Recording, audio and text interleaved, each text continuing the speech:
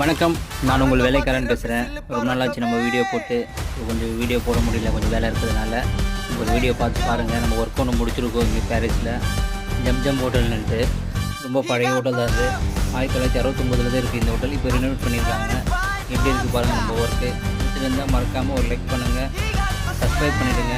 இன்ஸ்டாகிராமில் பார்த்தீங்கன்னா ஃபாலோ பண்ணிவிடுங்க மறக்காமல்.